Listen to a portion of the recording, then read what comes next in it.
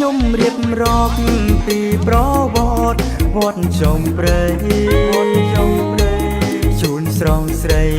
ឲ្យចរណៃបានដឹងជីវ៉ាវត្តកសាងឆ្នាំ1885ណា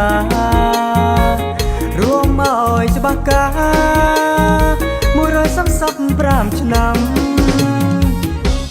ភូមិចុងព្រៃរាប់ដោយក្លេមានភូមិ5ទួលតាតុកខាងមុខត្រាំសាលើផងស្រីភូមិចុងភ្នអូរុំល្អ5ភូមិប្របីបរិស័ទប្រុសស្រីអ្នកមានសទ្ធាចៅអតិការួមក្លេណាដប់ចំ